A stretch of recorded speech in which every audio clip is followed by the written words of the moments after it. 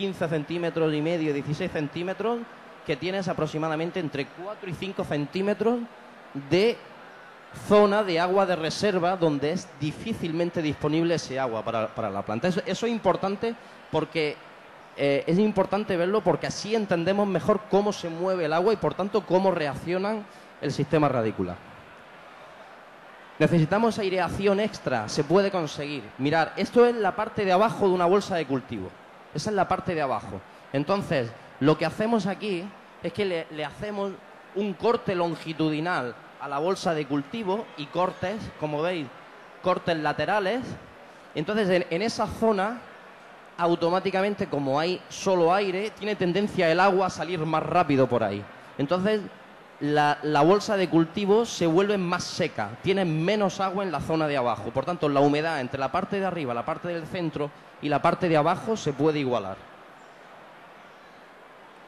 Mirad, eso es una curva de humedad. Eso es importante. ¿Por qué? Porque nosotros lo que queremos determinar exactamente cuando sacamos una curva es dónde está la zona de agua fácilmente disponible para la planta. Y lo que tratamos de hacer es trabajar siempre en esa zona de trabajo. No tener el sustrato nunca ni excesivamente húmedo ni tenerlo excesivamente seco. Siempre en la zona buena de trabajo. ¿De acuerdo? Por eso es importante conocer dónde están realmente el punto donde tenemos que tener nuestro punto de humedad. Esas son unas pruebas, esas son dos curvas de dos sustratos distintos. Uno que tenía 50% coco y 50% chips y otro que tenía 30% coco, 70% chips.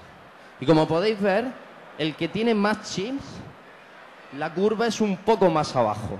Eso quiere decir que es un sustrato más seco, básicamente. Este gráfico lo que se traduce es que en tanto en cuanto pones más chips en una bolsa de cultivo, vas a tener un sustrato más seco. Si tienes un sustrato más seco, el agua se va a mover más rápido. Y si se mueve más rápido, podemos jugar más con el riego y controlar más. Es fundamental.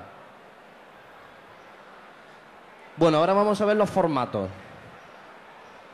Veréis, aquí ya en el mercado de Almería habitualmente se ha trabajado con formatos de 100 por 18 por 16, que son 29 litros de volumen, ¿de acuerdo? Actualmente ya se están empezando a trabajar con volúmenes más pequeños, por ejemplo, 115-12, 115-15, esa bolsa de cultivo la podéis ver en el stand, 120-10, eso es lo más bajo que hay. Una bolsa de 10 centímetros de altura, todavía se puede bajar algo más, pero bueno, una bolsa de 10 centímetros de altura prácticamente tiene la misma humedad abajo y arriba. Prácticamente la misma humedad, por tanto es muy fácil de manejar. Son un poco más severos en el control, pero si consigues controlarlos bien te va a dar un manejo muy bueno. Este, por ejemplo, es de un vivero de cítricos, es 120-24, es muchísimo más alto. Pero claro, son árboles lo que hay ahí plantado, ¿de acuerdo? Entonces necesita más altura. Y la estándar, que es 118-16, ¿de acuerdo? Bien, entonces, realmente, ¿cómo puedo elegir? ¿Cuáles son los criterios que debo de tomar a la hora de elegir un sustrato? Bien, pues debo de hacerme la siguiente pregunta. ¿Qué estoy buscando con mi sustrato? Y cuando me hago esa pregunta, lo que tengo que ver también es qué tipo de clima tengo en mi invernadero a la hora de elegir el sustrato correcto, ¿de acuerdo?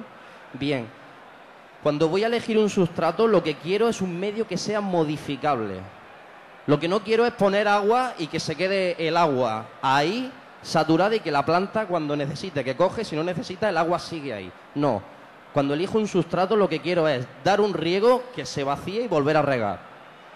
Refrescar de agua y de sales. También tengo que mirar el tema del volumen, porque el volumen del sustrato me condiciona la durabilidad. Y también tener en cuenta la curva de retención, porque en función de la curva voy a tener un sustrato más seco o más húmedo. Bien, yo hago este cuadro. Cuando me pregunto qué estoy buscando en un sustrato, lo tengo que ubicar. Tengo que hacerme un esquema mental para ubicarlo. Entonces, si estoy en una zona Si quiero un sustrato que me dé unas condiciones más vegetativas a mi cultivo, tengo que estar en una zona donde tenga un sustrato que me aguante más humedad, donde tenga más volumen y me aguante más la humedad, para hacer unas condiciones de cultivo más vegetativas. En cambio, si lo que quiero son sustratos que sean más productivos, más generativos, tengo que irme a menos volumen y más secos. Eso es un riesgo. Es un riesgo, pero me da unas condiciones de trabajo distintas, ¿de acuerdo? Entonces, en función de eso, podemos identificar cómo colocar distintos volúmenes y distintas mezclas de sustratos, de coco grueso con chips, dependiendo de dónde quiero ubicar desde el momento cero el sustrato, ¿de acuerdo? Bien. ¿Cómo vamos a manejar un sustrato en función de los datos que tengo del clima, en función del clima de mi finca? Veréis, lo fundamental es el flujo del agua. Eso es una cosa capital que ahora la vamos a ver. Luego hay que tener en cuenta, aparte del flujo del agua, los datos del sustrato. Y por último, los datos de la planta, ¿de acuerdo? Análisis de savia y monitoreo. He puesto este dibujo. Este dibujo te muestra cuál es el flujo del agua. El flujo del agua se puede ver desde dos puntos de vista, pero realmente lo vamos a definir muy rápido. Mirad, si comparamos la planta con una persona, muy sencillo. La raíz es la boca, la hoja es el estómago. Si yo no tengo hambre, no puedo comer. Entonces, si mi planta, desde la parte aérea, no manda una señal hormonal al sistema radicular para que arranque la bomba y empiece a succionar, no tengo por qué aportar agua ni nutrientes. Tengo que esperar a ver qué ocurre en el clima para tomar decisiones sobre el riego. No puedo adelantarme.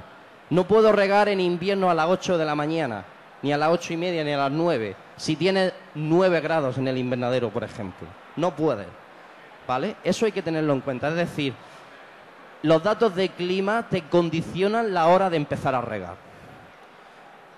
Una vez visto esto, ¿cuáles son las funciones del riego? Las funciones del riego tenemos que tener en cuenta que son 3, básicamente. Lo primero, conseguir crecimiento del cultivo. Esa es la función del riego principal. La segunda función del riego es fomentar la transpiración y o refrigeración del cultivo. El cultivo hay veces que no tienes luz suficiente, pero sin embargo sí tienes temperatura. Y el cultivo necesita refrigerarse. Antes de cerrar estomas y poner las cabezas, por ejemplo, lacias, tenemos que aportarle agua para que esté bien refrigerado, ¿vale? Y, por último, la función del riego es conseguir drenaje. ¿Conseguir drenaje para qué? Para mantener la conductividad estable. ¿Por qué? Bueno, lo que tenemos que ver también es si sabemos realmente cómo regamos y si tenemos herramientas para poder calibrar de qué manera estamos regando, cuándo y cómo debemos de hacerlo. Mirad, tenemos herramientas. Estas son las herramientas que nos permiten visualizar conductividad, porcentaje volumétrico en humedad y temperatura dentro del sustrato. Es una sonda que pinchamos, como podéis ver, en la zona central de la bolsa de cultivo, y entonces podemos ver muy rápido, de forma instantánea, si estamos trabajando dentro de la zona de agua fácilmente disponible o no. Y entonces nos ilumina. Entonces lo que tenemos que hacer es vincular eso con los datos de clima. ¿Cómo lo hacemos? Veréis, el sistema, como podéis ver, también sirve para el sistema enficonado, para el coco en el suelo. Sirve igual, ¿de acuerdo? Bien. Eso es un logger. A través de un logger lo que hacemos es que vamos recogiendo datos y entonces recogemos los datos del sustrato y los vamos vinculando con datos de clima. Básicamente los datos de clima que recogemos son humedad relativa, temperatura y luz par. Ahora hablaremos de la luz par un poco, ¿vale? Ahora, cuando tenemos datos del sustrato y tenemos la conductividad del sustrato, podemos elaborar nuevas herramientas de trabajo. Ya podemos trabajar en función a un parámetro nuevo. Históricamente con el hidropónico se ha trabajado con conductividad del gotero y conductividad del drenaje, pero no sabíamos qué ocurría en la bolsa de cultivo. Ahora sí lo podemos saber y podemos elaborar criterios para trabajar conociendo qué ocurre en la bolsa de cultivo a nivel de conductividad. ¿Veis? Eso sería una secuencia de cómo trabajar. Entonces, la línea roja es conductividad del agua de riego, la línea marrón sería drenaje y la línea verde la conductividad de la tabla. Entonces, a medida que vamos llegando al centro del día, básicamente las tres conductividades se van haciendo casi iguales. Se van haciendo casi iguales, ¿de acuerdo? Mirad. Ups, me he pasado. Esto es lo que vemos con el logger ese que os he mostrado. Ese logger va recogiendo información que lo manda a un software. Y en ese software vemos exactamente eso. Os voy a decir lo que tenemos aquí. En este lado de aquí tenemos porcentaje volumétrico de humedad del sustrato.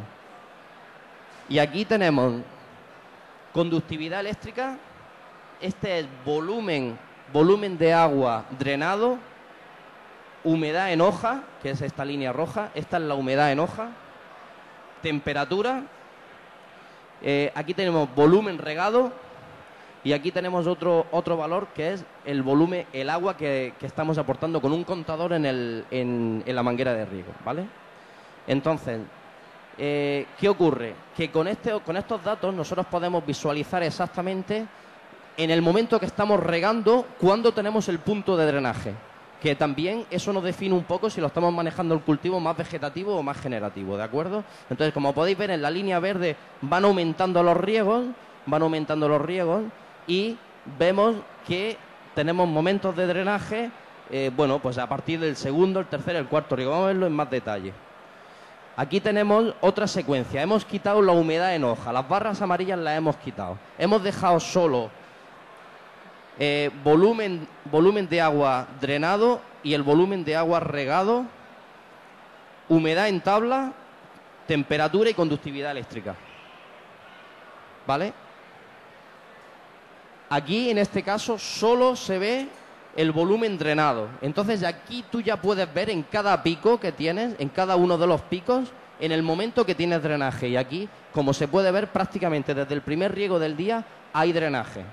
Entonces están manejando el cultivo, además se ve que están manejando el cultivo en niveles de humedad de 85 por encima de humedad. Entonces eso es demasiada humedad para un sustrato, está demasiado saturado.